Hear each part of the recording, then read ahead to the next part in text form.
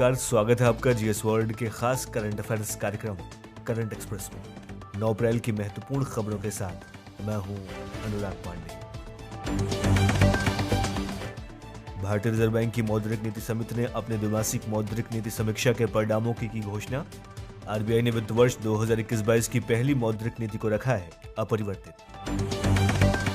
उत्तर प्रदेश मंत्रिमंडल ने किराएदारी विनियमन अध्यादेश को किया पारित।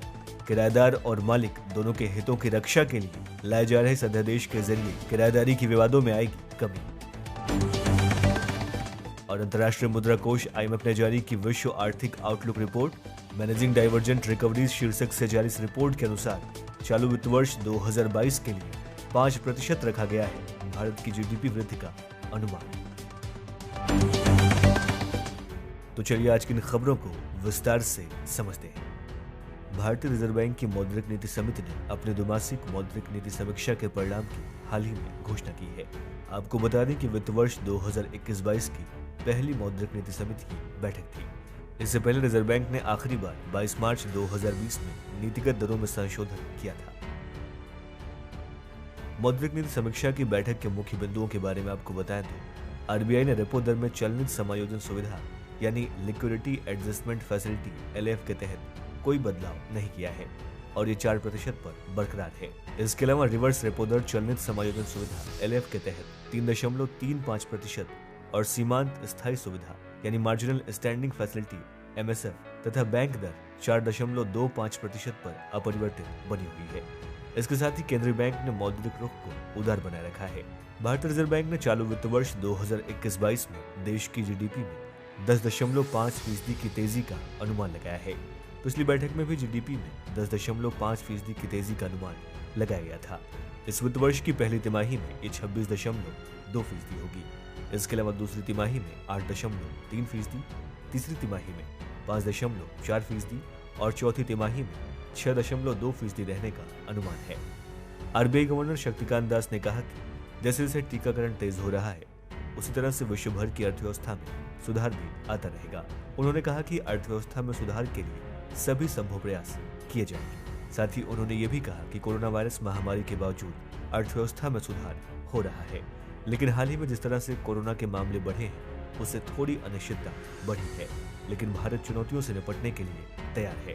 मुद्रास्फीति पर आरबीआई गवर्नर शक्तिकांत दास का कहना है कि वित्त वर्ष 2022 में CPI 5.1% रह सकती है। इसके अलावा पहली और दूसरी तिमाही में खुदरा महंगाई दर 5.2% रह सकती है। इसके अलावा चौथी तिमाही में ये 5% हो सकती है। आरबीआई गवर्नर शक्तिकांत दास ने कहा कि खाने पीने वाले सामानों की महंगाई दक्षिण पश्चिम मानसून और पेट्रोल डीजल पर लगने वाले टैक्स पर निर्भर करेगी। उन्होंने कहा कि बाजार में तरलता बढ़ने पर जोर रहेगा। इसके अलावा वित्त वर्ष 2021-22 की पहली तिमाही में केंद्रीय बैंक 1 लाख करोड़ रुपए का बॉन्ड खरीदेगा। इन सब के अलावा सरकारी सिक्योरिटीज प्रोग्राम के तहत 25,000 करोड़ रुपए का बॉन्ड खरीदा जाएगा। TLTRO ऑन टैप योजना को बढ़ाने का भी ऐलान किया गया है। आपको बता दें कि TLTRO ऑन टैप योजना को बढ़ाकर 30 सितंबर 2021 कर दिया गया है।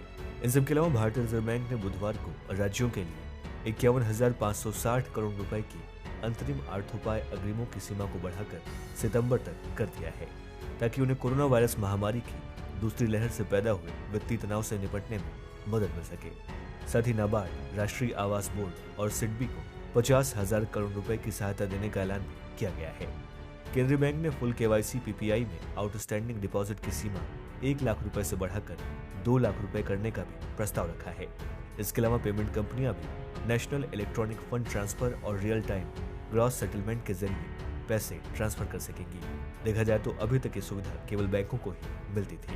यहाँ पर आपको आरबीआई की मौद्रिक नीति समिति के बारे में बताएं तो आरबीआई की मौद्रिक नीति समिति भारतीय रिजर्व बैंक अधिनियम 1934 के तहत स्थापित एक सांविधिक निकाय है। ये आर्थिक विकास के लक्ष्य को ध्यान में रखते हुए मुद्रा स्थिरता को बनाए रखने के लिए काम करती है। मौद्रिक नीति समिति की संरचना को समझे तो मौद्रिक नीति समिति भारत सरकार द्वारा गठित एक समिति है, जिसका गठन ब्याज दर निर्धारण करने को अधिक उपयोगी एवं पारदर्शी बनाने के लिए 27 जून 2016 को किया गया था। इसके अलावा मौद्रिक नीति समिति के अध्यक्ष के बारे में आपको बताएं तो रिजर्व बैंक का गवर्नर इस समिति का पदेन अध्यक्ष होता है। साथ ही सदस्यों में भारतीय रिजर्व बैंक अधिनियम के प्रावधानों के अनुसार मौद्रिक नीति समिति के 6 सदस्यों में से 3 सदस्य आरबीआई से होते हैं और अन्य 3 सदस्यों की नियुक्ति केंद्रीय बैंकों द्वारा की जाती है। मौद्रिक नीति समिति के निर्णय से संबंधित पहलुओं को समझे तो इस समिति में निर्णय बहुमत के आधार पर लिए जाते हैं और समान मतों की स्थिति में रिजर्व बैंक का गवर्नर अपना निर्णायक मत देता है। उत्तर प्रदेश मंत्रिमंडल ने हाल ही में किराएदारी विनियमन अध्यादेश को पारित कर दिया है। बताया जा रहा है कि इस अध्यादेश के जरिए किराएदारी के विवादों में कमी आएगी। इस अध्यादेश की मुख्य विशेषताओं के बारे में आपको बताएं तो यह अध्यादेश एक संपत्ति किराए पर लेने के लिए अनुबंध पर हस्ताक्षर करना अनिवार्य बनाता है। ये किराएदार और मालिक दोनों के हितों की रक्षा के लिए किया जा रहा है। इन सब के अलावा यह अध्यादेश विवादों को सुलझाने के लिए किराया प्राधिकरण और किराया न्यायाधिकरण स्थापित करेगा। देखा जाए तो वर्तमान में संघर्ष समाधान के लिए कोई स्पष्ट तंत्र नहीं था। इस अध्यादेश के महत्व को समझे तो इस अध्यादेश से उत्तर प्रदेश राज्य में उपयुक्त किराएदारों को प्राप्त करने के लिए शहरी क्षेत्रों में 1 करोड़ खाली घरों को मदद मिलेगी। ये लोगों को किराए पर लेने के उद्देश्यों के लिए अधिक संपत्तियों में निवेश करने के लिए प्रोत्साहित करेगा।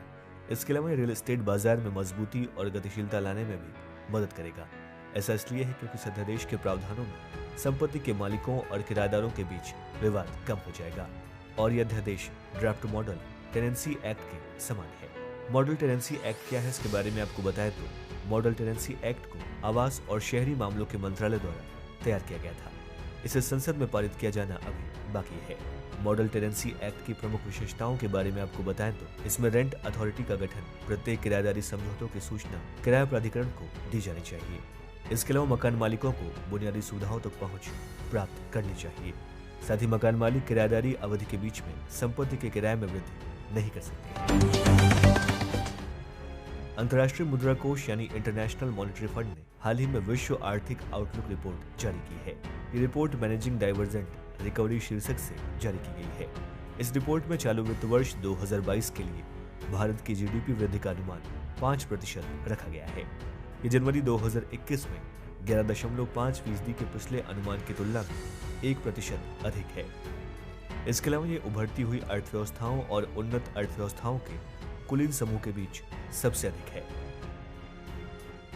इससे पहले आईएमएफ ने भारत की विकास दर 6.8% रहने की भविष्यवाणी की थी। आपको बता दें कि वैश्विक अर्थव्यवस्था 2021 में 6% की दर से बढ़ेगी और इसके 2022 में 4% तक बढ़ने की उम्मीद है। इन सब के अलावा 2020 में वैश्विक अर्थव्यवस्था 3.3% संकुचित हुई है। इस रिपोर्ट के अनुसार चीन 2020 में प्री कोविड जीडीपी में लौट आया है। हालांकि कई अन्य देशों के 2023 तक इस स्तर तक लौटने की उम्मीद नहीं है।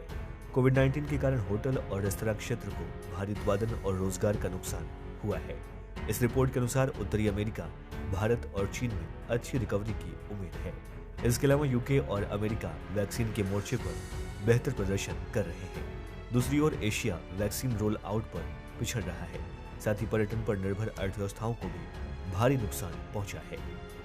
यहाँ पर आपको अंतर्राष्ट्रीय मुद्रा कोष आईएमएफ के बारे में बताएं तो आईएमएफ की स्थापना द्वितीय विश्व युद्ध के बाद युद्धग्रस्त देशों के पुनर्निर्माण में सहायता के लिए की गई थी। ये 1945 में बनाया गया था और मौजूदा समय में 189 देशों द्वारा नियंत्रित है। आपको बता दें कि भारत 1945 में आईएमएफ में शामिल हो गया था। यहाँ पर आपको बताते चलें कि अंतर्राष्ट्रीय मुद्रा कोष विश्व आर्थिक आउटलुक रिपोर्ट के अलावा वित्तीय स्थिरता रिपोर्ट भी जारी करता है। तो आज की इन खबरों को प्रश्नों के रूप में समझें। आइए उससे पहले जान लेते हैं कल के हमारे करंट एक्सप्रेस कार्यक्रम में पूछे गए सभी प्रश्नों के सही जवाब क्या थे। इंटीग्रेटेड हेल्थ इंफॉर्मेशन प्लेटफॉर्म के संदर्भ में पूछे गए कल के हमारे पहले प्रश्न का सही जवाब था ऑप्शन सी। भारत के 48वें मुख्य न्यायाधीश के संदर्भ में पूछे गए कल के हमारे दूसरे प्रश्न का सही जवाब था ऑप्शन ए। और लापेरोज अभ्यास के संदर्भ में पूछे गए कल के हमारे अंतिम और आखिरी प्रश्न का सही जवाब था ऑप्शन सी। तो चलिए आज की इन खबरों को आने वाली परीक्षा के दृष्टिकोण से प्रश्नों के रूप में समझते हैं। आज के पहले प्रश्न के रूप में भारतीय रिजर्व बैंक की वित्त वर्ष 2021-22 की पहली द्विमासिक मौद्रिक नीति समीक्षा के संदर्भ में निम्नलिखित कथनों पर विचार करें। आरबीआई ने रेपो रेट में कोई बदलाव नहीं किया है, या फिर रिजर्व बैंक ने आखिरी बार 22 मार्च 2020 में नीतिगत दरों में संशोधन किया था।